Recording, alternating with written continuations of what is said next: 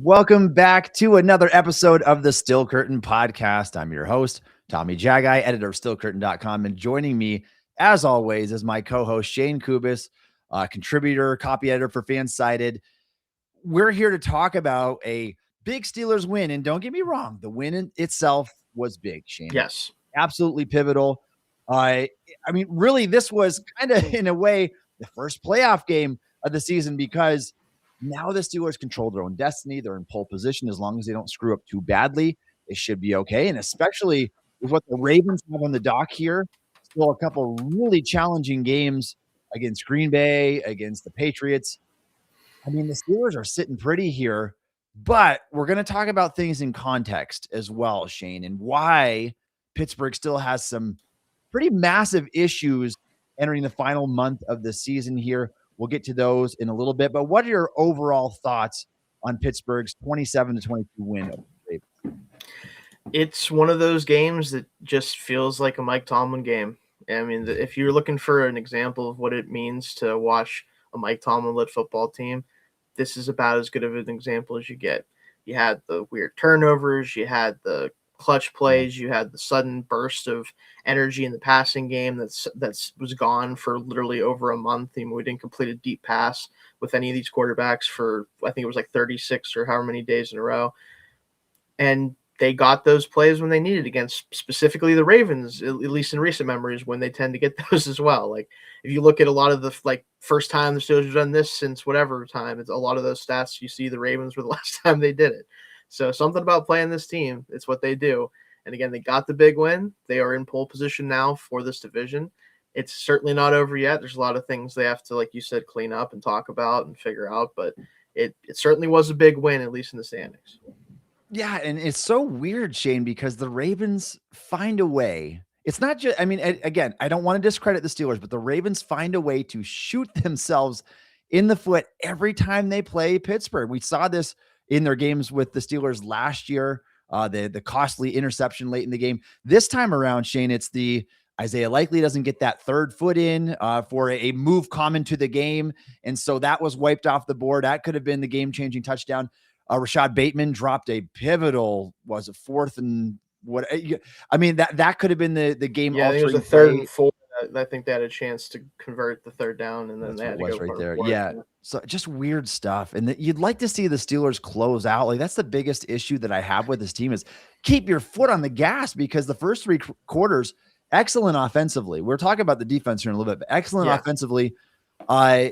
In the final three drives of the game, the whole entire fourth quarter, 3 drives, 3 total yards, a yard per drive. And you're punting the ball back to the Ravens, giving them chance after chance after chance to go down and make the game winning score. And you just can't do that. You have to, I mean, it's not uncommon from a Mike Tomlin led Steelers team to say, all right, we've got a lead or a 2-score lead. We are going to kind of cruise to victory. We're going to run the football, but the opposing team knows what you're going to do. And it just wasn't working in the fourth quarter. Had this game gone any longer, if there was a fifth quarter, which there obviously is not, the Steelers probably would have ended up losing because the momentum was completely sucked from the game because of that fourth quarter. But overall, good win, big win for the Steelers, Shayne. I want to talk about Aaron Rodgers here because this is really, I mean, you talk about a player who single-handedly took control of this game. It was Rodgers. I think gone are those days when it was like TJ Watt doing that, the defense as a collective doing that, where it's like, all right, we're going to hold opposing teams to 10 points and 80 yards on the ground. Like that's not this Steelers team anymore. And so if they are to get there and to potentially have success in the playoffs, it's going to come at the right shoulder of a 42-year-old quarterback. And Rodgers, to his credit, best game of the season. I know he didn't have like the 4 touchdown performance like he did early in the year. 1 touchdown, 284 yards, but this was his best game of the year. You go back and watch the film. He was money down the field, 4 of 4 on air passes, at least 20 air yards. That's what you want to see. He's driving the ball down the field. And even in some of his incompletions, Shayne, where he wasn't able to follow through, just he had to dart over the middle of the field to DK Metcalf that I don't know how it just missed the hand of the defender. bounced off of DK's hands. Would have been a really, really difficult catch, but he was on the money this game, and that's what the Steelers need to have success.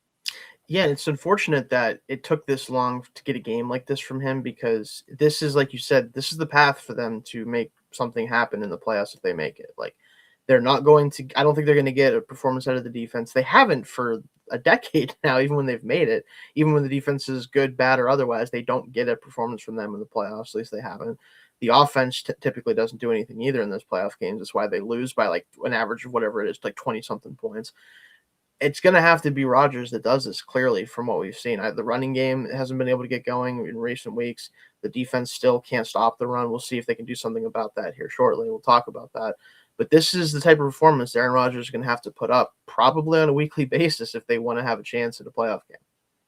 Yeah, and I think the most encouraging thing to take away from this game, Shayne, is that we at least saw a full game example of Rodgers being good enough and having enough left in that arm, enough left in the tank to overcome other things that aren't going well. I mean, the Steelers rushed for 34 yards in this game. They gave up 217 yards on the ground. Yeah. If I would have told you that would have been the case, you're like, yeah, there's no way Steelers are winning this game. No. There's no way.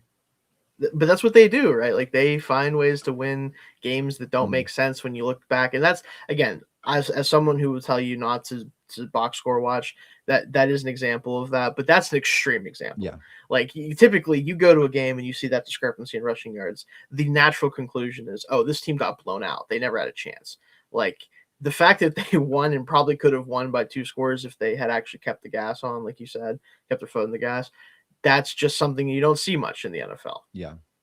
Now, to their credit again, Shayne, the Steelers, they held the lead for the vast majority of the game outside of that first field goal. Steelers scored a touchdown after that, and then it was all Pittsburgh from there.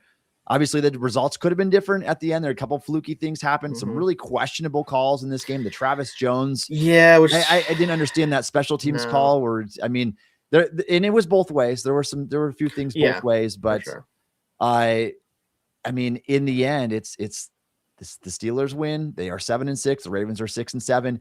And it's probably going to take a record better than Pittsburgh has to come away with the division title now. And that's their only opponent. The Bengals lost this week. They have 9 losses on the season now. The Steelers don't have to worry about them anymore. No. I mean, that the Ravens could lose 3 of their next 4 games. Like, they've already lost to Joe Burrow once. They play Joe Burrow. They play the Packers and Patriots. Like, they have a really, really tough remaining schedule. The Steelers schedule is much easier remaining. They do have a road game against Detroit, which they're obviously not going to be favored in that, but we'll talk about their game against Miami here coming up and why they should be able to hang on to this, and whether we think they deserve it or not, they're on track to host a playoff game this year. Shayne. They are. And depending on how the seeding works out, it might be a playoff game they actually at least have a fighting chance at. We'll have to see. It very well could be. And the AFC, I mean, it truly is. It's never been more open than it is right now. So we'll see how things play out here. Some really big shakeups around the AFC, which I want to talk about here next. Daniel Jones, unfortunately, after, I mean, we've been so hard on him over the years for what he did or didn't do, lack thereof, in New York. But this season that he was having for the Indianapolis Colts was phenomenal. Like, he was a candidate for like one of the biggest comebacks stories of the year, an MVP, like long shot, even. Like, he was doing that well and that efficient. I think you led him to 8-2, 8-3 starting off, something like that. They lost the last few games now, but suffered a season-ending Achilles injury. May not even be ready by next year. That's typically a 9 to 12 month. As someone who has had an Achilles injury myself, I know that it is not easy to come back from. So you feel for him for sure. And it obviously hurts the Colts' chances. With that loss to the Jacksonville Jaguars this week, they have dropped outside of the playoff picture. They're on the outside looking in, number 8 seed right now, and they're going to need some wins against a tough schedule. But the biggest news from all of this, Shayne, is not just the biggest storyline of the week. It might be the biggest storyline we've seen in the NFL in recent years. Phillip Rivers. Yes, that Phillip Rivers, who retired 5 years ago, who is older than Ben Roethlisberger, has come out of retirement and is signed with his former team, the Colts, where he played his final NFL season. He's going to be the Colts' quarterback now. It's not going to happen this week on the road against Seattle, and it shouldn't, because that's a really difficult opponent and a super fast turnaround for a guy who's a grandfather now. And Grandpa my Rivers. goodness. I mean, you just don't hear about these type of things often, which is why we're talking about it here on a Steelers podcast, but it does have some AFC implications here. He's probably going to play the final 2, potentially 3 games of the season for the Colts.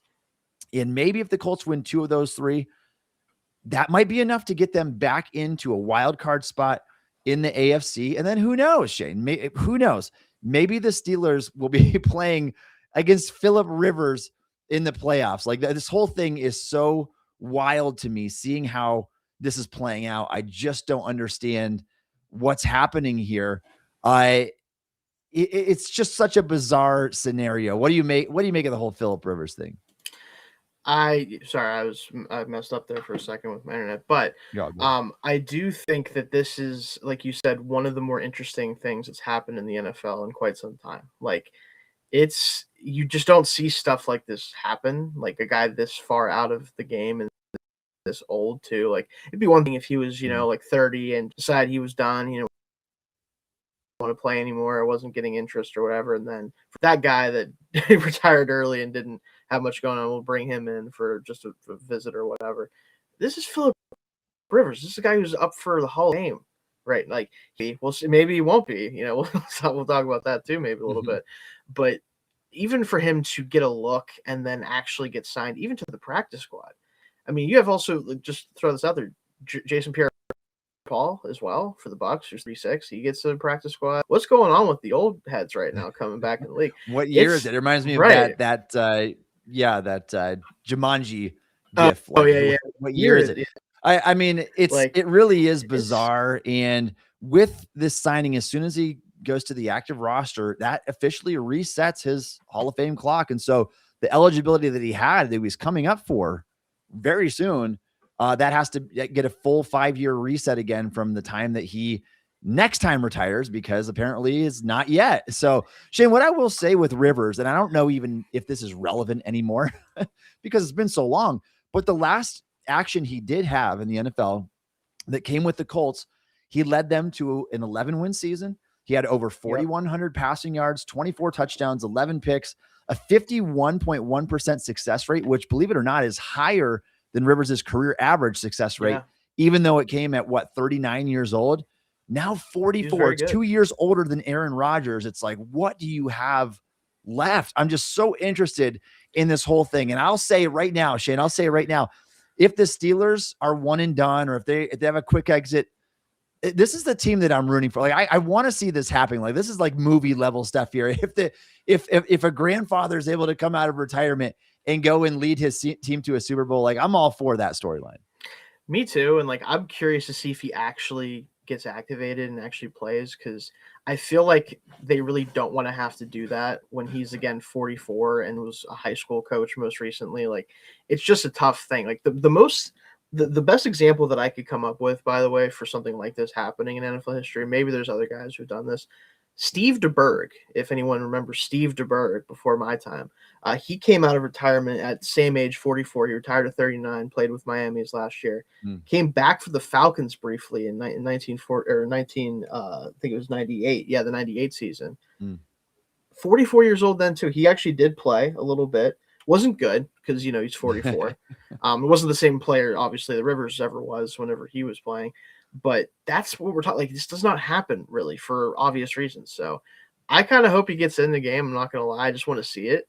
But I also, like, should I want to see it? I don't know. He's 44. It feels like it might be a disaster. I know, and it's at this point, it's like, all right, you got a lot to live for here. You're a huge family guy. Just don't get hurt. Like, you've been out of football for so long now. I mean, I will say, and again, and not to make this all about the Colts here, but if he has to come back to any team, the Colts are a great situation right now. Really good offensive line. They are really strong running game. So if you're just managing the game and getting the ball out in time, like, there's potentially something there. Like, I'm at least intrigued by it. Yeah. And to the Colts' credit, I mean, it shows you how desperate they are right now. Riley Leonard, their 6th-round rookie, is dealing with a knee injury. Anthony Richardson had this bizarre weight band incident, orbital incident, still not even close to being ready to play from what I heard. And so it's just really weird that there's no other options. There's really no quality QB sitting there in free agency right for the picking. And so we'll see how this thing goes. We might have to give it a week or two, but I would expect to see Rivers maybe the last couple of games of the season for the Colts and trying to squeak out one of those wild card spot in the playoffs. Let's take a look at that playoff seeding, Shayne, and we're going to go to the updated playoff picture as we enter week 15 here in the AFC. The Denver Broncos sitting at number 1 seed at 11-2, like really good season for them. Patriots also at 11-2. They're the number 2 seed. Those teams are essentially locked in where they are right now. They could flip-flop positions. Obviously, there's only one first-round bye. And then you have the Jacksonville Jaguars leading the AFC South, on track to win that division, at least as we stand right now. The Steelers on track to win their division, which would make them the 4 seed. The Chargers at 5 at 9-4. Bills at 9-4 are the 6 seed.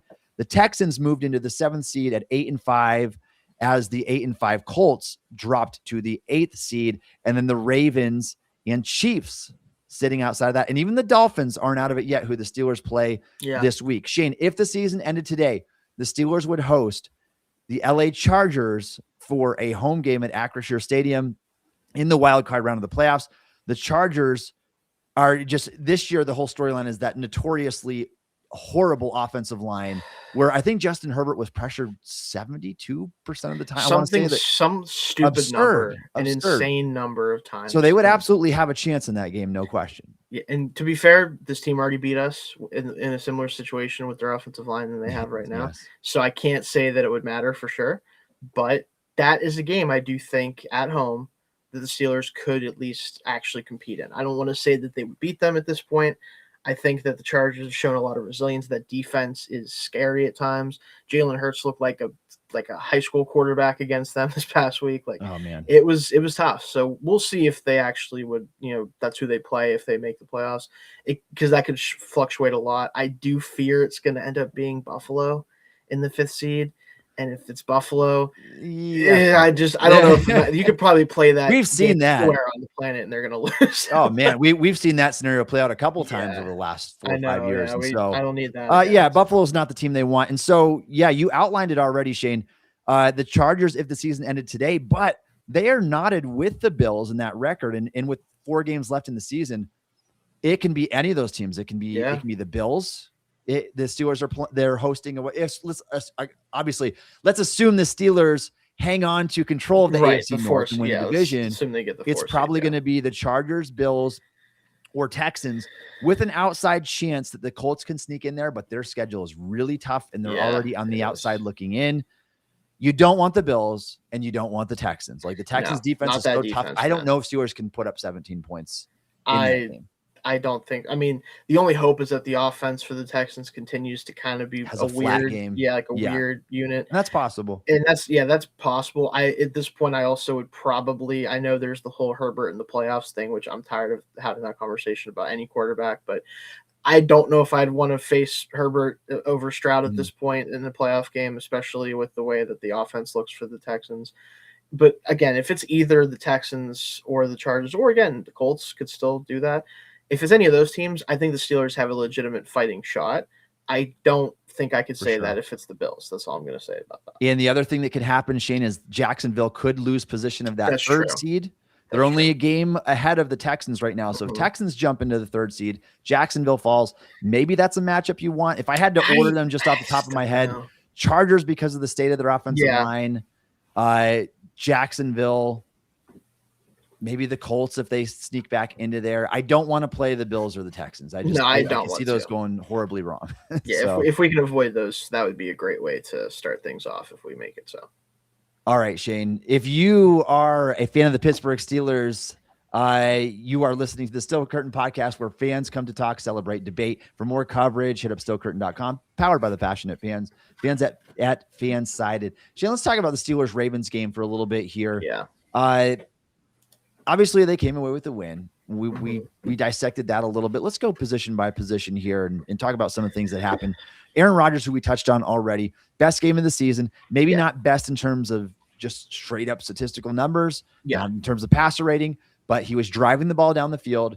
He was not afraid to throw the ball over the middle of the field, which is what we've been criticizing him for so much recently. Yeah. And I think the stark turnaround from what he offered the previous 5 games was the biggest difference here. And so just to rehash, in Rodgers' 5 games prior to week 14 against the Ravens, he averaged 163.2 yards a game, 5.9 passing yards per attempt. Who was dead last in the NFL in intended air yards per completion. And this was accompanied by an 83.5 pass rating. Big difference this game. It's what you want to see and what you need to see moving forward. Yeah, and we talked about it before. If this is the version of Aaron Rodgers that we get moving forward, this team has a shot in a playoff game against, a lot of teams, but especially the ones that we talked about, as ones we'd want to see in that first round matchup. And am I expecting it? Unfortunately, no. I don't have really a reason to think that this is going to continue, because this team does this where they show up big in games like this and then they stop doing all the stuff that worked because I don't know. Yeah. Like I don't really have an answer for you on why they stopped doing it, but it kind of feels like in games like this, they don't play as scared, even though they still did it the back half of the game. And we talked about that. That's why the Ravens were able to get back in it. They are more willing to push the envelope. They are more willing to do things that on a regular basis they don't really do. And it clearly works, and yet they don't adopt the same principles in every other game. And I just don't really understand the reasoning for that. But in this game, this is the version of Aaron Rodgers that we were hoping to see, right? This is the best tape that he put out. You talked about maybe not statistically, whatever. This is the most translatably successful quarterback play that the Steelers have seen really in a very long time, I would say, in this game. Yeah, Shane, and what was funny is late in the game, I already started writing an article about how Rodgers is going to have his first 300-yard performance since 2021 when he was on the Green Bay Packers. And of course, the Steelers 3 yards in the final 3 drives in the fourth quarter of the game. And he fell just short of that. We'll see. I'm hoping he gets one here still soon, but it's nice to see him trend the right direction after a pretty pedestrian it is pretty bleak month or so of football.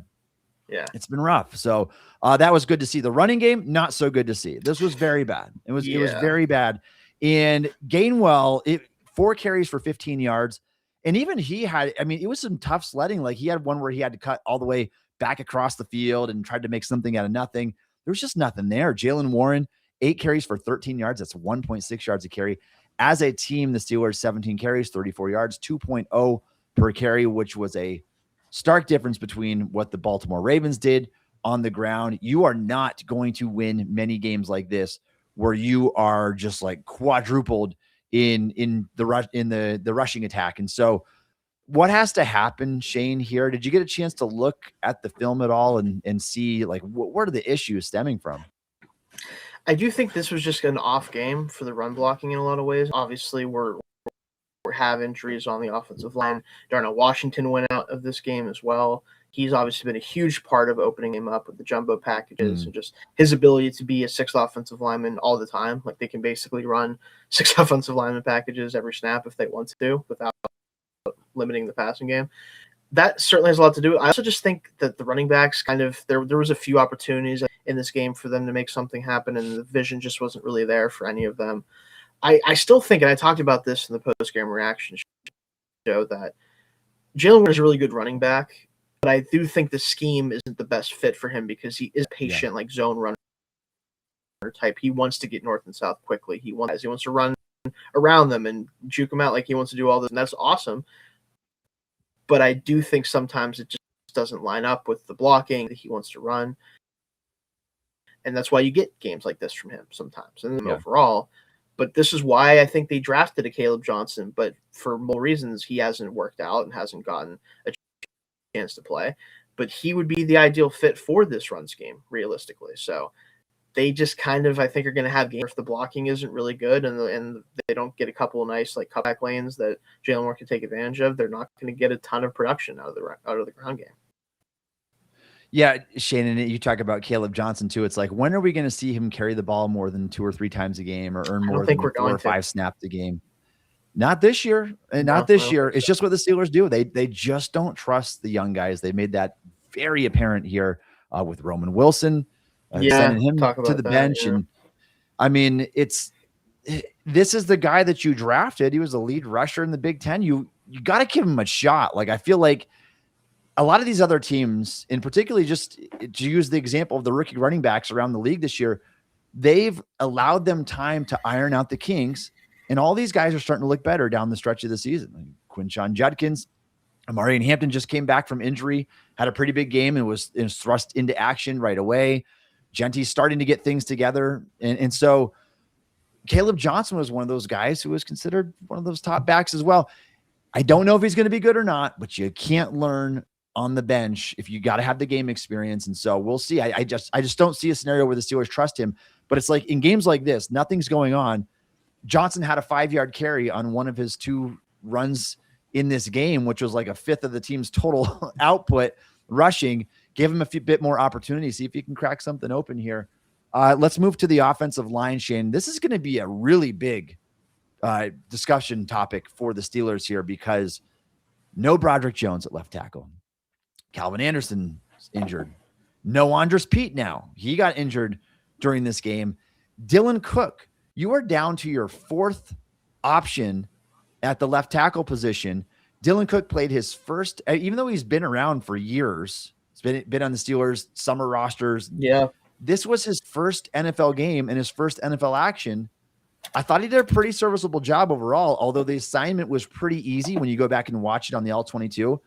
Wasn't going against premier pass rushers, had some help, not a lot of true one-on-one pass sets at all that he had to account for. So when he plays better competitions, that's what I want to see from him. Can he get it together in those situations? He might have the opportunity to do that this week at left tackle for the Steelers, but you potentially might have a gaping hole on maybe the most important position on your entire offensive line right here. What'd you make of his performance in his first action? I think he looked a lot better than Andres Pete did before he went down. I have to say that. Pete is sloppy. And again, but he's a veteran who's mostly played guard in his career. And I understand that, it's Tomlin, so a veteran, has a ton of experience, has played tackle in the league, just hasn't for a little bit or very much over the recent history. But he didn't look very good. And Cook did look better overall. I don't know if that means a whole lot in the grand scheme of things, but you might not be downgrading from your 3rd offensive tackle, I guess, which I guess that's a win. We'll see. But he looked pretty sharp. His technique looks pretty good. He is a good athlete. He's a former quarterback, I believe, back in his day. So, I think that there's something potentially there in the sense that it might not be an outright disaster. But that's what we're hoping for, is just that. It's not like, we'll figure something else. We just have to hope it's not detrimental to the point where we can't play offensive football effectively, which it wasn't. Again, whenever he played, he was fine. But you're going to have to face better pass rushers. Like the Dolphins pass rush is starting to heat up. You're going to have to face the Lions with Aiden Hutchinson, like what they have going on. Obviously, we still have to play Cleveland again. That's the game that I'm most concerned about. We'll have to figure that out. And then obviously the Ravens again, who don't really have much going on pass rusher wise, but it's not going to necessarily be, easy slate for him to figure it out if he's going to have to be the tackle moving forward. Yeah, I agree with your assessment there, especially if Andres Pete was not looking good before that game. I just steal a phrase from my uncle, who I think got it from Mike Mayock. Maybe Andres Pete's a heavy-legged waist bender. I mean, that's what he is. He's a heavy-legged waist bender. He just does not move very well at all. He's got really slow feet. Dylan Cook, I thought, looked fairly fluid overall. Pretty good overall game, although we're talking about such a small sample here and against a team that has one of the worst pass rushes in the league this year. Yeah.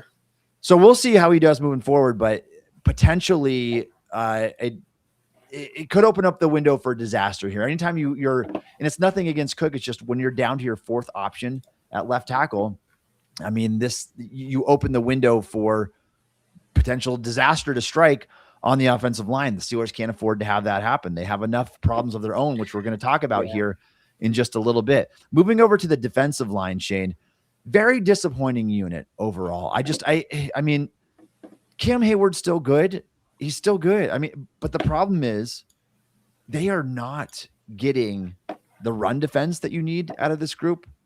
The collection, I mean, TJ Watt, not the same player that he once was, but specifically in this game, it was the run defense.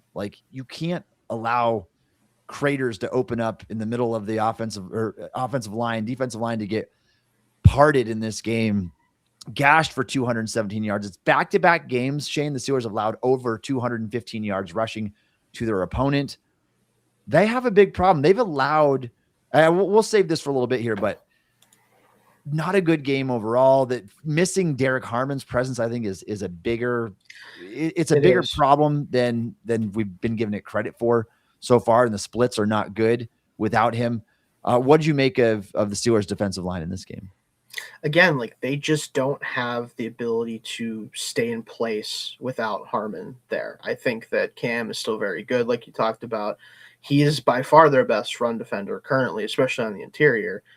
Benton will occasionally make plays in the backfield, but we've talked a lot about him where we think he's a really good player. We just don't think he's a player that's being used properly a lot of the time. And when Harmon isn't out there with him and can take on some of those blocks and help, give him a lane to actually make a play in the backfield, he just gets moved, man. He does. He's not a stout guy who's going to, anchor down and keep his blocker and play. Like, it just isn't going to happen. So it's really easy to move this team off the line of scrimmage right now overall. When TJ Watt or Alex Highsmith aren't screaming off the edge and able to make a play before the running back can get through the line, they don't have a lot of recourse right now. The linebackers aren't playing well enough to come fill up those gaps and keep those runs from getting out into the secondary. Like, everything is working not at all right now, basically. Like, it all kind, and I don't want to say it all hinges on Derek Harmon because this is a rookie player, but you look at the numbers and we'll talk about them a little bit. It's pretty stark what it looks like when he's out there when he's not. And again, that's a good thing for the scouting department and you guys like us who liked him a lot, but it's also a bad thing that they can't figure it out without a rookie on the field. It's kind of a double-edged sword. It's like, what are you supposed to do with that? Yeah. And when it comes to a guy like Y.A. Black, you don't like to see him get moved off the ball. No, the way he did you'd like him to be a little bit more stout than he's been, to be fair. Yeah, absolutely. You want to, I mean, obviously he's a rookie. We're going to give the guy a little bit more grace. We know for defensive line how long it takes you to develop in general. I mean, my goodness, Cam Hayward didn't earn his first Pro Bowl until 6-7 years into his NFL career. Like, he had to wait a long time until he became the player that he was. Defensive linemen, you get stronger as your career goes on. And we know with Benton, that's probably never going to be his strong suit. With Y.A. Black, that could be. We've seen flashes of dominance, two gapping, taking on two blocks. But this was not one of those examples. I thought he had a pretty bad game, getting moved all around this time. And that, led to gross overusage of him, quite frankly, in this game. Y.A. Black had to play 64 snaps. And for a guy that's like 330, 340 pounds, having to play that many snaps in a game as a rookie without being able to rotate, you're going to get really tired really fast. And so I can't put that all on him. The lack of depth. Steelers have lost a lot of guys over the years. Daniel Aquale, Harmon's been banged up at the beginning of the year and now again.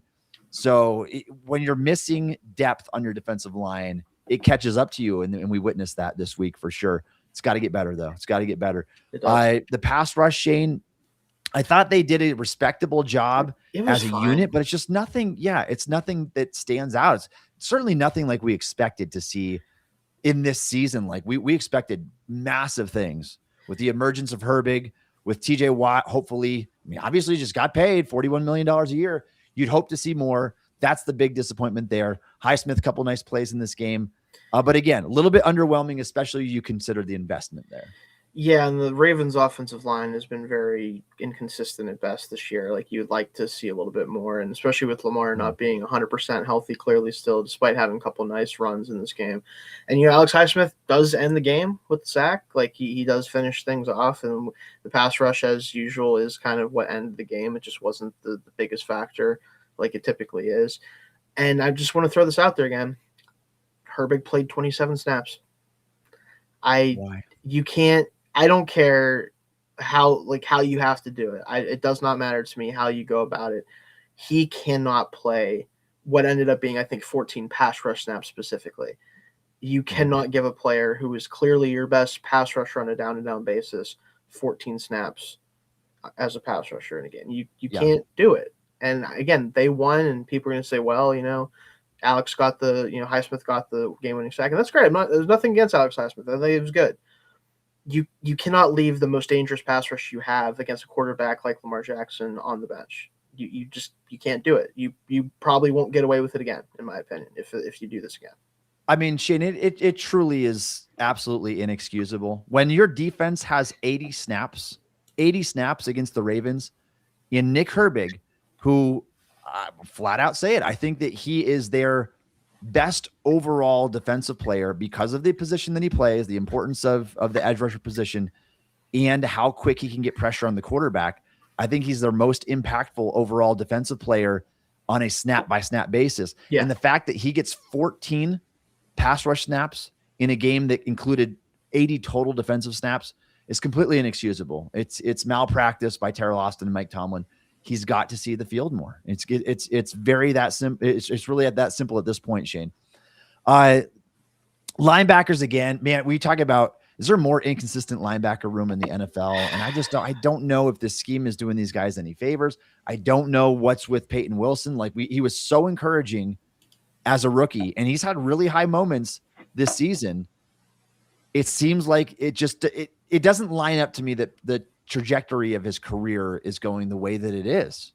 Is it a coaching thing, Shayne? Because I look around the league, and I hate to bring this back up again, but Devin Bush is playing by far the best football of his career these past 2 seasons with the Cleveland Browns. Yeah. He's got Jim Schwartz there as his defensive coordinator, who is one of the best in the business.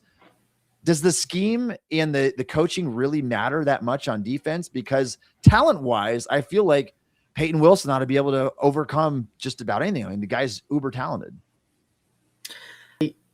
Honestly, I feel like part of it is the fact that his role is inconsistent. Like you look at his snap counts week to week. Yeah.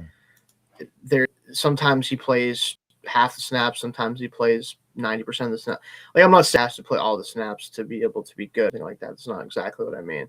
But like I think he just needs a more consistent role in a lot of ways. And I think he does need to I think part of the problem too is as a run defender in particular, sometimes he just doesn't trust himself. I feel like sometimes it leads to missed tackles, because I know his missed tackles in this game was an issue for sure. He had at least a couple.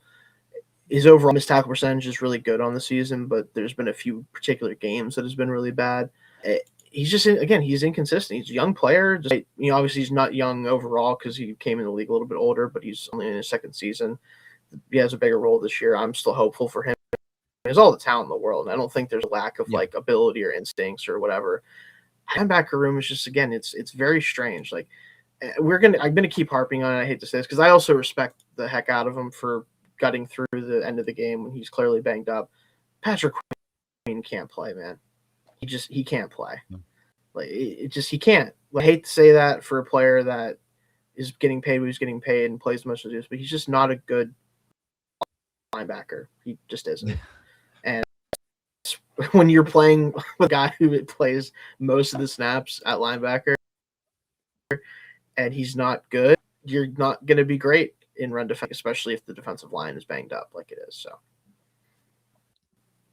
Yeah, and for what it's worth, according to Pro Football Focus's tracking, Patrick Queen gave up 6 catches on 6 targets for 45 yards. He equated for roughly a third of Lamar Jackson's total completions in his direction.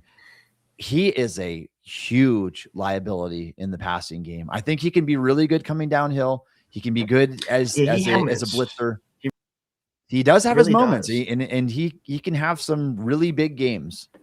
But I just don't think, I mean, we're this far into his career, 5 years into his career. I don't think he's ever going to get that part of his game down. He's just always going to have those lapses in coverage. It's not going to be his forte at all. No, I just don't think so. But it's tough. Let's move on to the secondary, Shayne. I'd be remiss if I did not talk about James Pierre. What on earth is happening? This guy rocks. It's one of the weirdest scenarios in all the NFL. It's like, all right, you floated around this team's rosters as like the 53rd man essentially for years now, and you finally get a chance to shine in a bigger role, and he has been awesome. I mean, he has been absolutely awesome. He's been their best cornerback probably this season. Joey Porter, I mean, to his credit, very good overall man-to-man coverage guy, has not allowed many yards or receptions on the season. He's been phenomenal as of late.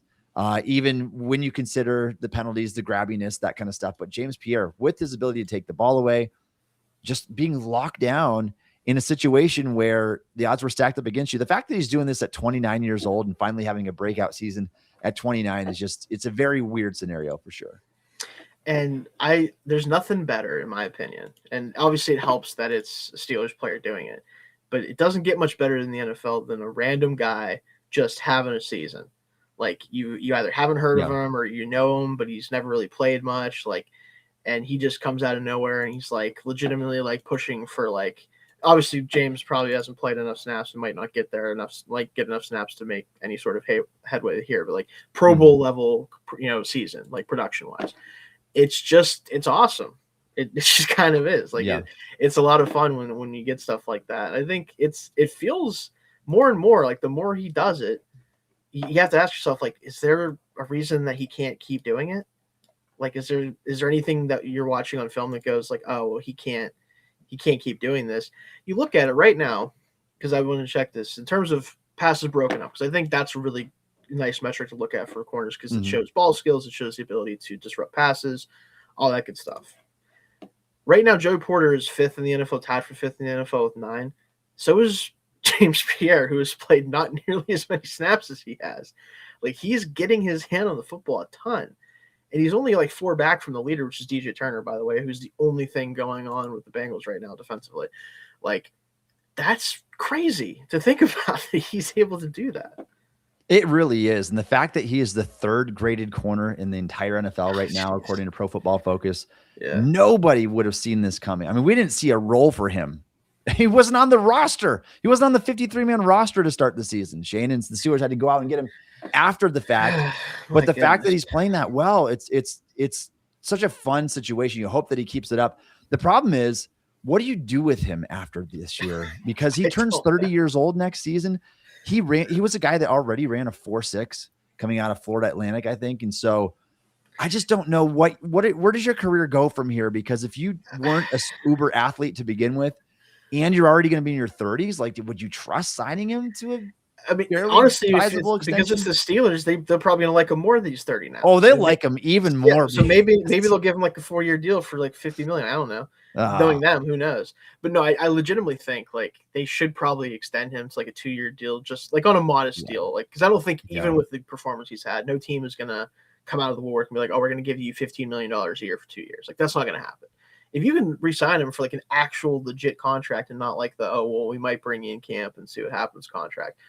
I mean, why not? You've already done it with guys who aren't playing as good as he has at his age. Like, why not do that? And worst case scenario, oh no, we have a highly paid special teamer. Like, it doesn't, like, I think they should do it just to protect themselves from other possibilities at this point. Yeah. And he's certainly earned a contract, and kudos to him. I mean, this guy has been fighting for years to try to make an impact. He's always hanging around. So anything you want to touch on special teams, Shayne? I mean, not really. This is not one of those games. Oh, the one, the one thing I want to say, and I'm going to backtrack just for a second here. We didn't really talk about receivers much, and that's okay. I mean, Adam Thielen, and Marcos Valdes-Scantling got their time to at least attempt to do something. The way they had Thielen had 25 snaps, and Valdes-Scantling had 16. They combined for 1 catch for 4 yards on 2 targets. And when you go back and watch the L22, you can say, oh, well, it's just because it was in their first game, or they drew the defender down. That was not the case. Rodgers was just more accurate down the field. And that was what I thought watching the broadcast. And it was confirmed when I went and watched the All-22 and say, no, he was just dropping dimes down the field in this game. And for whatever reason, Baltimore decided to play cover 1. And to their credit, they stopped the Steelers rushing attack, but they did not stop the big play ability.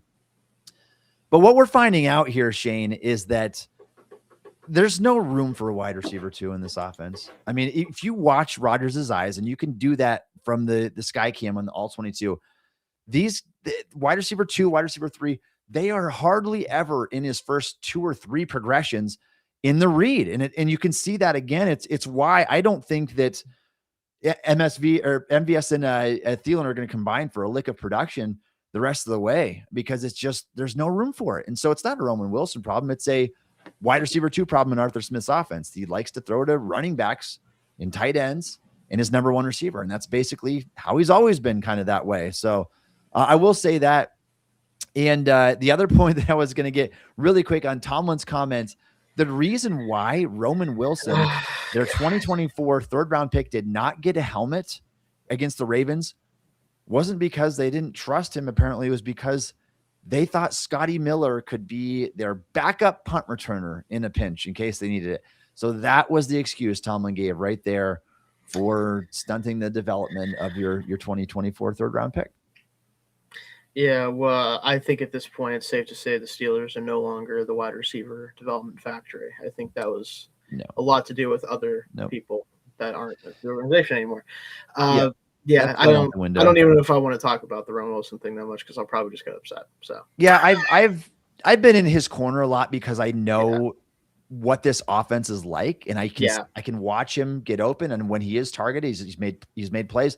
He has 104. Quarterbacks have 114.4 passer rating when targeting him. That's third best on the team, and yet the opportunities just aren't there. Maybe he's never going to be good. It's just to me the most frustrating thing, Shayne, is seeing Steelers invest in these players that you and I like coming out of college, and just not ever getting a true opportunity to show themselves, and instead turning to a player like a 35-year-old Adam Thielen, who, by the way, had 8 receptions on 18 targets with the Vikings, with a 60 pass rating, I think, when thrown to, before asking for his release. And we'll see how things go. If it ends up being an improvement, the Steelers will show they made the right decision, at least for the temporary.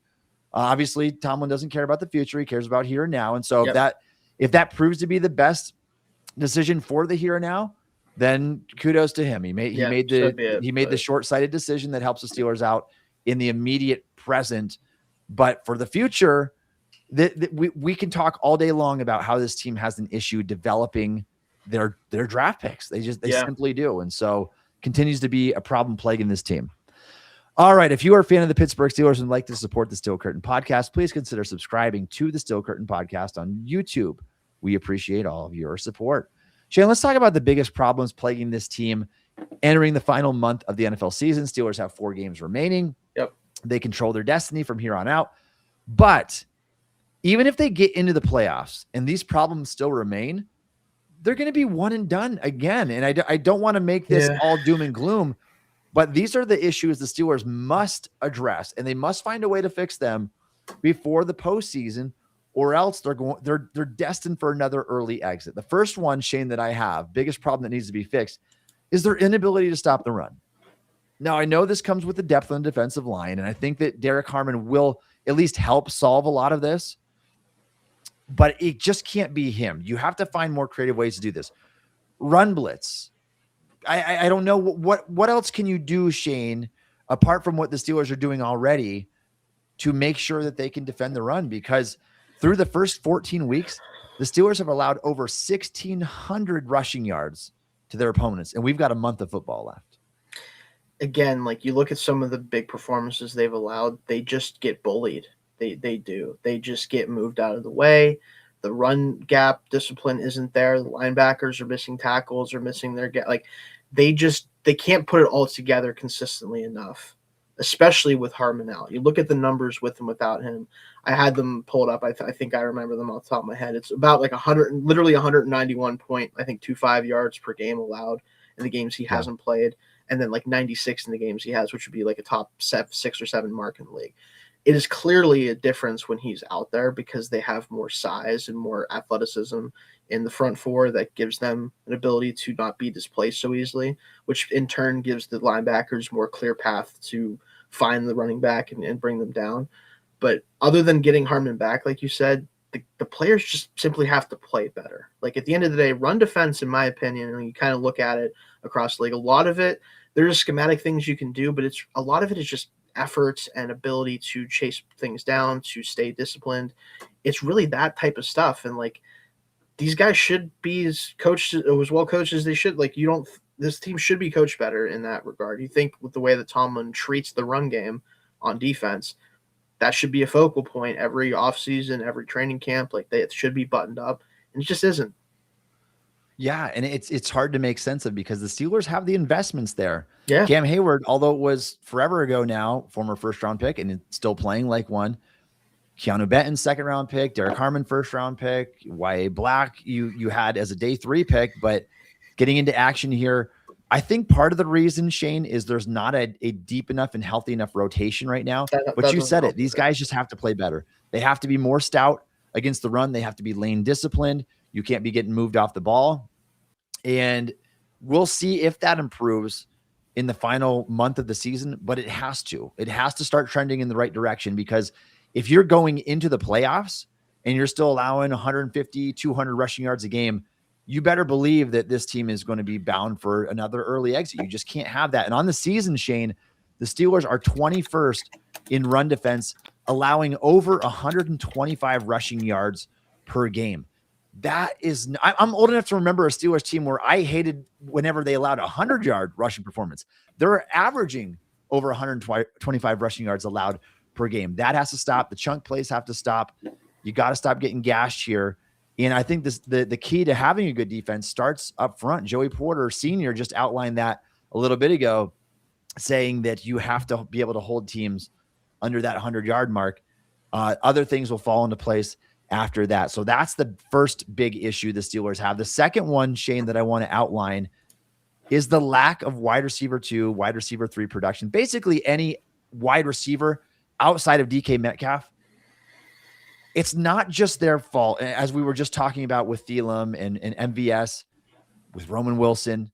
It's a scheme thing. It's it's a collection of the 3. It's not having enough talent there, but it's also Arthur Smith not engineering plays designed to go to your second and third wide receiver. And it's Aaron Rodgers not looking in their direction when these guys are open. And he's got to find them sooner in that progression, because there have been lots of opportunities to hit your second, third wide receiver. Instead, it seems much like, all right, DK, you're my first read. If you're not open, I'm checking the ball down to Kenneth Gainwell. Like, you're not going to have a ton of upside in the passing game if you don't hit your wide receiver 2. And for what it's worth, Shayne, Gainwell has 31 more targets this season than Roman Wilson has. He's got 12 more targets than Calvin Austin has, who's their wide receiver 2 for most of the year. You can't have a situation where your running back by committee, second running back, whatever you want to call him, third down back is second on your team in targets by a wide margin. You just can't have that if you want to be a good offense. Different if we had Christian McCaffrey out here or something, right? Like it'd be different if we had a running back that was legitimately like basically a level threat out there and it was built into the offense.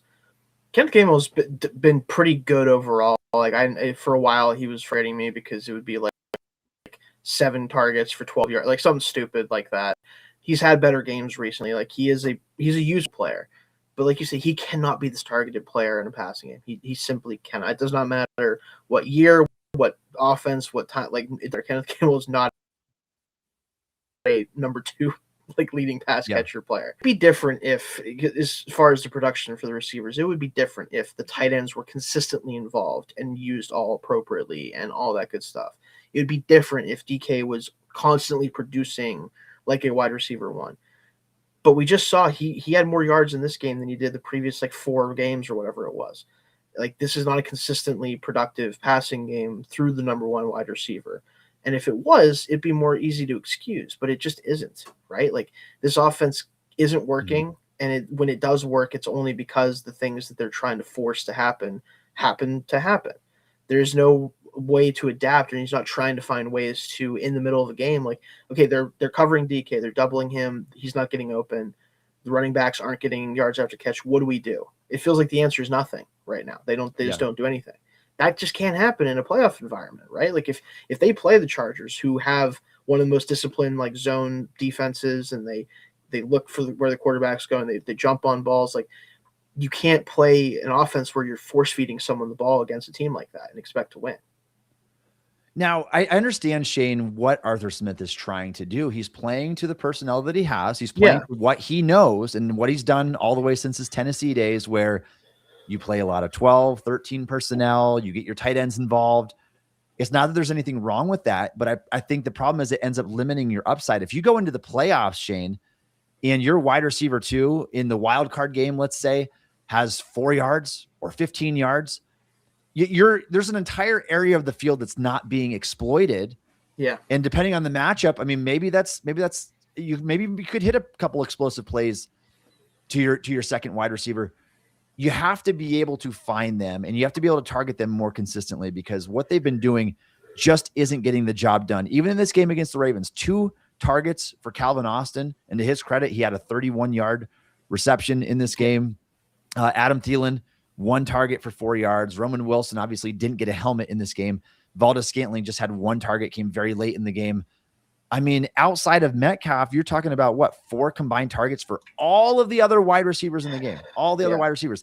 That's not enough. And if you look at good offenses around the league, they don't do that kind of stuff. And albeit they probably have better personnel there to work with, but you have to threaten teams with your wide receiver 2 and your wide receiver 3. And if you can't do that, you're not going to have a scary passing game going into the playoffs. You at least have to find some way to get them a little bit more involved, I think, moving forward, because you can't just rely on dumping the ball off to Kenneth Gainwell or to Jonnu Smith. And I've got some numbers for that right here, Shayne, in terms of the efficiency on a per target basis. Pat Freiermuth actually leads the team at 8.8 yards per target. That's a really good number, especially for a tight end. Good Darnell thing he only Washington, has 20 targets this year or something like that. 30. Oh, Yeah, feels like it's 20. I think I have the number handy right here. Actually, Yeah. Let's see. Targets like for Pat Freiermuth is 35, but he's caught 28 of 35 targets for a 54.3% success rate, which is awesome. 80% catch percentage, 8.8 yards per target, and 129.4 pass rating when targeted. He is their most efficient pass catcher on a per target basis.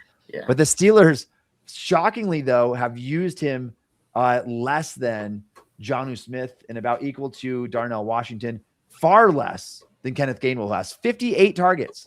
So Kenneth Gainwell has 23 more targets than Freiermuth has this season. Like, the target distribution is where I draw a line, and I've got an issue with that. Yeah. I don't like what Rodgers and Arthur Smith have done there. I think that you need to try to utilize the players who are a little bit more threatening in that offense. Darnell Washington, 8.7 yards a target. Same with DK Metcalf, 8.7. Roman Wilson, 7.9. Still at least a respectable number. Mm-hmm. Jaylen Warren, 7.9 for running back is awesome. Yeah. What's not awesome, though, Calvin Austin, we're getting down to 6.7. I think it's because it's just so hit or miss. Yes, it's either nothing or everything with him. Yeah, and then you really dip down here. Kenneth Gainwell, 4.9 yards per target. That's not great. And then Jonnu Smith at 4.3 is just a despicable number. I mean, it's disgusting. Again, it's part of the way he's being used, because we just saw him in Miami last year have a really effective season, the best season of his NFL career. Yeah. And then he goes to Pittsburgh, 4.3. That's a number it's not worth targeting. You're not even worth throwing to him at 4.3 yards a target. If a quarterback were to average 4.3 yards target over the season, or 4.9, like throwing to Gainwell, you would consider that a really, really awful quarterback performance. Yeah. So these guys have not been very efficient. And the problem is, Shayne, Gainwell and Jonnu Smith have combined for over 100 targets. This over 100 targets of Aaron Rodgers. It's a large percentage of Aaron Rodgers' total passes are going to these guys who have been very ineffective in the receiving game. Again, like, you look at those numbers, and the sad part is Kenneth Gainwell's numbers are much better than they would have been like 5 weeks ago. Like, the overall numbers per target and overall production is much better now than it would have been like 5 weeks ago. Yeah, they were awful. Yeah, they were awful for the longest time. So, I mean, that's what we're looking at this point. And so I think that regardless of who's there, you have to be able to threaten teams opposite Metcalf, and they've not been able to do that.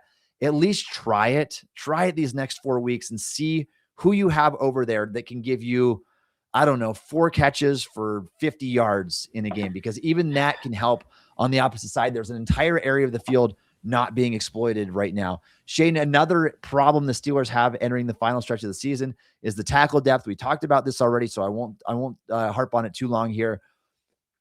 But if Dylan Cook is to be that guy for any stretch of time, he has to prove that he can hold up at that position without constantly offering him help there, because that's going to limit the offense. If you have to have somebody in there to chip all the time, it's really going to limit the offense and what you can do. It's an unfortunate situation. It's not that Broderick Jones was progressing at like this super high level, but he was at least becoming more trustworthy. He's at least an athlete who can recover when he has sloppy footwork and bad mechanics. And so we'll see what Dylan Cook gives you for the temporary and who will be that tackle by the end of the season and maybe into the playoffs. Yeah, we'll see. I'm hopeful Cook can hold it down, but it's asking a lot for who would be, again, your fourth left tackle right now. And this last one, Shayne, is perhaps the most unfortunate one because I don't know what you do about it at this point, but the regression of TJ Watt, it is real. We can't deny it anymore. In 4 consecutive seasons, TJ Watt's get off the snap has decreased pretty consistently to the point where he really had that going for him. That was one of the best parts of his games was that first step explosiveness. That has taken a big hit this year. He's gotten slower off the ball. He's not as consistent on a play-by-play, game-by-game basis. The splash plays aren't coming like they used to. The pressures aren't coming like they used to. He's still an accounted-for player on that defense, but not a player who is deserving of that $41 million a year contract. And at this stage, Shayne, what do you do for him? And I think the only solution that I can come up with is you must play him less and you must play Herbig more. Herbig is 24 years old, just turned 24 in November. He's the guy that is younger, fresher, far more explosive, a much better first step, has a bigger arsenal of pass rush moves at this point even than Watt, because Watt, we know, wins with that rip move around the edge. He can't do it like he used to. Herbig has a variety of moves that he can use. He is the guy that you need to shift to and say, this is the guy I'm going to give the most snaps to. I'm going to tone it way back with TJ Watt, because what we've said, even going back for years now, you need to get Watt into the playoffs healthy. And if he's healthy and he's not playing more than he's asked to, then he might be able to offer those 2 or 3 big splash plays in the game, batted passes, punching the ball out. He can do that kind of stuff still, but you want to make sure that he's fresh at the very least going into the playoffs. Yeah, I mean, I don't know what else you do except for just not play him as much. That way, when he is out there, he's fresher and can offer more of the explosiveness, like you said. But again, he's just a good player now. He's no longer a great player or an elite player. He's a good player. And a player that, if he was 25 and was fresher, is good enough that you could play him a lot of the snaps like they do, and it would be still a positive overall. It's not that he's bad. But you're not getting what you need out of him for what you're paying him. So why not just temper it back, let him play a little bit less, be ready for the big gotta have it, downs, whether it's third downs or late in the game. Like, that's really all I think you can do for him at this point to try to help his overall success rate go up and his ability to affect the passer go up. But part of the problem with that then too is, like, admittedly, even though he hasn't been as good this year as especially was last year or has in the past, you do lose a lot of the run defense instincts and plays with him when he's not out there. And for a run defense that's already bad when he's out there, like, I don't know if it's going to make it any worse necessarily, but you do lose a little bit of something there. It's just really, it's a hard situation to navigate because he is a team, one of the best players to play this game for them, but he's just not that guy anymore, unfortunately. And Shayne, obviously, as fans, we want the best, what's best overall for the team. And what's best for the team, in my opinion, is don't play TJ Watt so many snaps. Play him fewer snaps and let him be better on a snap-by-snap basis. I feel like that's very clear. It's easy to see that that's what we want to have happen at this point. The problem is the Steelers have to be willing to do that. He had 70 snaps in this game. I mean, what are we doing? He played 70 of the 80 snaps for the Steelers. You can't play a 31-year-old defender who plays the edge rusher position, who's taken this much wear and tear. You cannot play him that much. And Shayne, looking at, I pulled up his numbers from over his entire career right now. He has played, TJ Watt has played 769 snaps this season with a month remaining, 4 games remaining in the regular season. He's already played more snaps than he did during his Defensive Player of the Year season in 2021. And he's on track, I believe, if I do this math correctly, at least last I checked, and just eyeballing these total numbers here, he's on track to play the most snaps he's ever played in an NFL season in his 9th year at age 31. You're going backwards here. You're going the wrong direction. He should be playing fewer snaps so that he can be fresher, particularly at late in the season and into the playoffs. It seems like common sense, but I don't know why Austin and Mike Tomlin insist on overusing a guy who should be one of their most impactful defenders. It's frustrating. Yeah, again, like I would argue very little players in the NFL should play snaps at the edge, like especially at edge rusher. True. Just because the whole idea is that you don't want guys to be tired because you want to take advantage of offensive linemen who do play every snap and are going to get tired. But especially at his age and what he's shown, there's just no reason to play him this much. Like he doesn't deserve to be out there this much, frankly. Yeah. It's been better for everyone if he isn't. Like if him and Herbig are both playing around 45 to 50 snaps, and obviously Highsmith too, like if the three of those guys are playing about 60-ish% of the time, that's probably the best kind of configuration you can do. Yeah, I'm 100% on board with what you're saying, Shayne. And again, you play in older players 70 of 80 snaps. I can promise you, if you cut that down and he plays 50 of 80 snaps or 45 of 80 snaps, I know that's not what you want for a guy that you just paid $41 million a year to with a 3-year, $123 million contract extension. But if you truly want to get what's best for your team, it's putting Herbig out there more, it's putting Watt out there less, and it's going to be better for you because Watt is going to be so much fresher on a play-by-play basis that he can take off a few series in the middle of the games, take the complete series off and get out there fresh where he can get after the quarterback at a little bit faster, have a little bit more energy to try to dislodge and disengage from the offensive tackle. Like that is going to make a big difference in the game. The Steelers have to recognize that before it's too late and before he gets completely gassed going into the postseason and ends up doing nothing in the wild card round. Like that is not what you want to see. You got to see him have something left, some playmaking ability left there. All right, from the highs, the heartbreaks, and every headline, this is the Steel Curtain Podcast, your source for NFL talk, powered by SteelCurtain.com and the voices at Fansided. Make sure you check out our written work, fansided.com, fresh content dropping every day over there. Shayne, let's get to our Steelers versus Dolphins Monday night preview for Week 15, and I want to start with some of the biggest storylines here. Obviously, this is going to be the Minkah Fitzpatrick revenge game. It'll also be Jalen Ramsey's revenge game on his former team. Maybe Minkah has something a little bit more bitter, reason to be a little bit more bitter going from a team that had a winning record last season and kind of getting traded to this Miami team that at least early in the season was just a train wreck. They've pulled it together recently. To their credit, they fought back to a 6-7 record after a really pitiful stretch early in the season. That's one thing to watch in this game. Who's going to have the better performance? Because that will be talked about, Jalen Ramsey or Minkah. I mean, if you're looking at how they've played this year, Minkah's got the edge right now pretty comfortably, I think, if you're just going off their performance on the season. Like, it's kind of frustrating, obviously. And it's also kind of ironic because I don't remember if I saw this in our chat, Tommy, or if I saw it on just, Twitter or whatever, but Minkah's played a lot in the slot this year and done a really good job at that. Yeah. And Jalen moved out of the slot to go play safety for a multitude of reasons and looks better probably at safety so far than he has at corner. It's kind of funny how that works.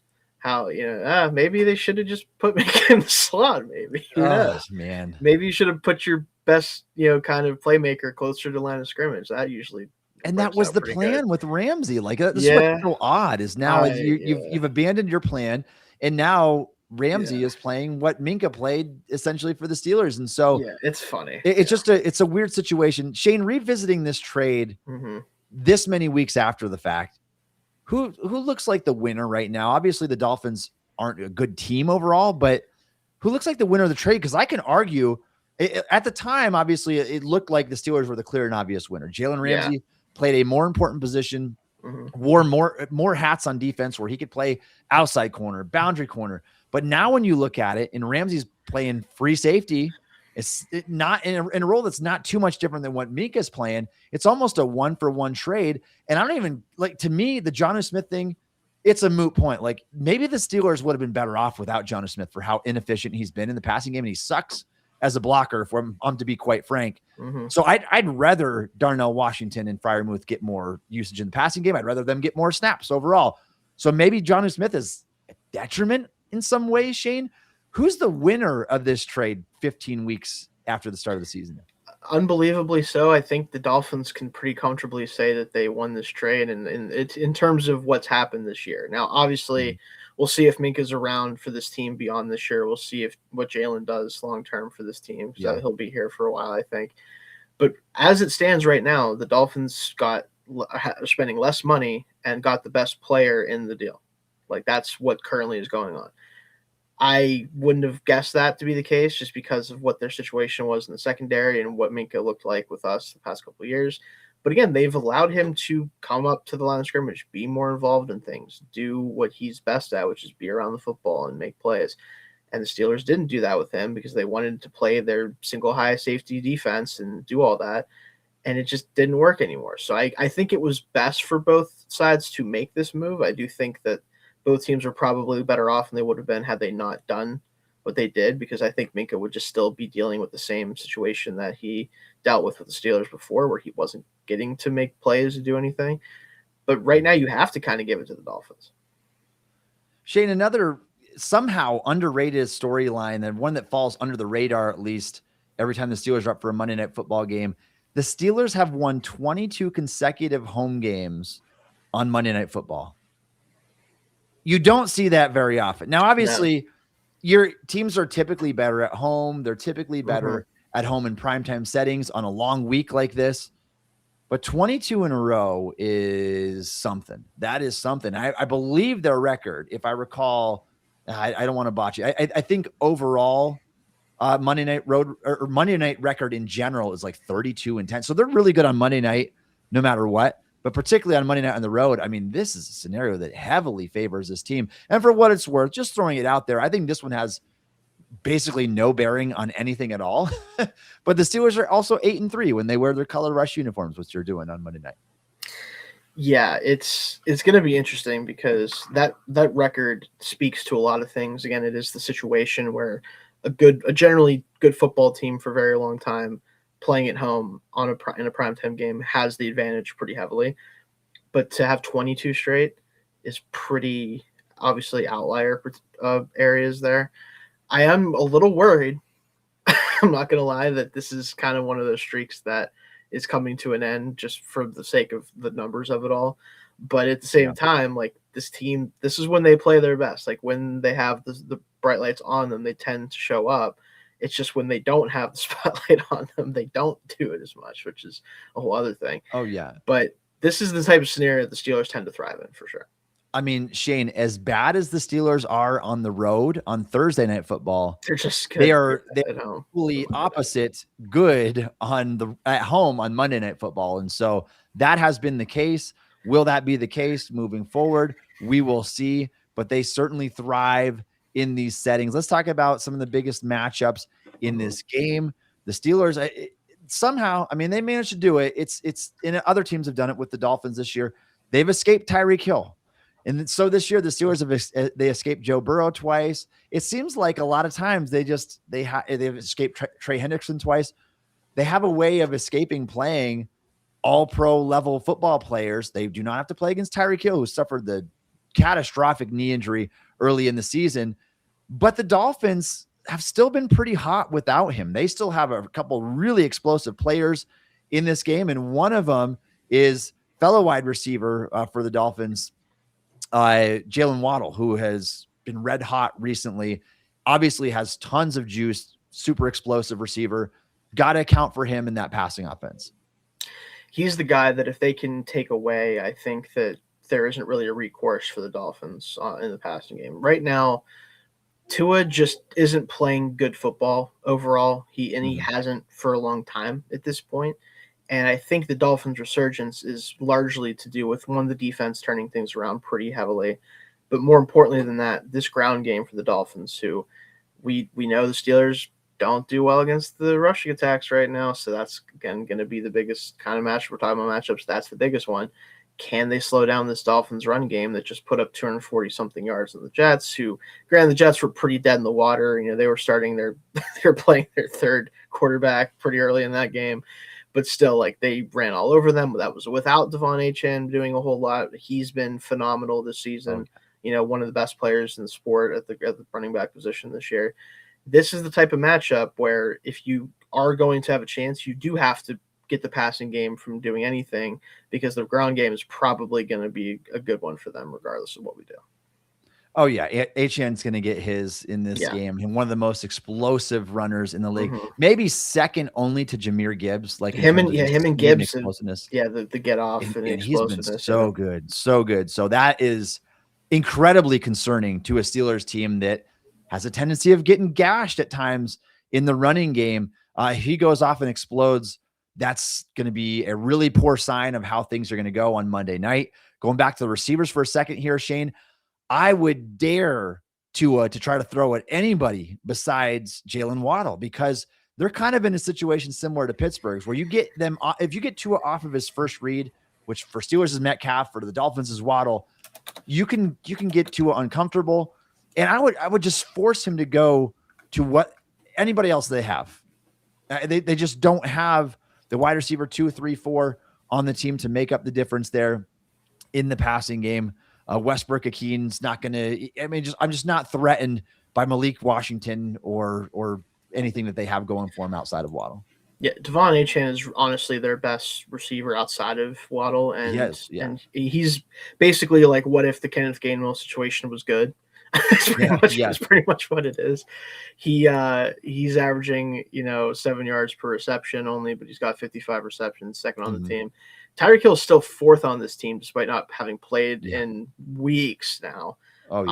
It's really Jalen Waddle and no one else. I mean, the second leading receivers, again, Achane with 383 yards. Waddle has 812. No one else has more than 300. Like, if you stop Waddle, if you can slow him down, you probably aren't going to get much production from the passing game. And just been their biggest issue, but they've been able to, mitigate that with dominating around and playing really good defense, right? So I think what makes this tricky, Shayne, is the fact that they do have a two-headed monster running back wide receiver punch with Achane and Waddle. Yeah. And if you sell out for one, you might leave the other open to explosive plays. Both of these guys run sub 4.3 and they can blow past you. And that's what I'm concerned about this week is, regardless of the matchup or what you try to do against them, all it takes is a crease for either of these guys to take it the distance. And the Steelers don't really have the youth and the speed in their secondary if these guys break through past the second level. So I think that's concerning for sure. All right. Any other matchups you want to get to before we give our predictions here? I think, frankly, like this Dolphins has been really tough in against the run recently. Like, they've done a really good job with that. Steelers are probably going to have to air the spot out a little bit, and their secondary is susceptible to things for sure. They don't have a ton of talent back there, but the pass rush is heated up, so it's not going to be a guarantee that they can sit back and drop back and throw the ball, whether it's short, medium, or long, frankly. So I think just in general, like, this is one of those games where you're going to have to get a lot out of the stars for the Steelers. Like, they're going to have to show out to make this a game that is pretty easy for them, which it should be. Again, Monday night at home. This is their environment. This should be a game that they win, but I think it's going to be harder than people think it's going to be. I think so as well. And another player the Steelers got to avoid is pass rusher Jalen Phillips, who was traded to the Eagles at the deadline. So that was previously one of Miami's best players when healthy. Won't have to worry about him as a threat. The pass rushing obviously is not on this team anymore. So let's get to our predictions here, Shayne, before we close out today's show.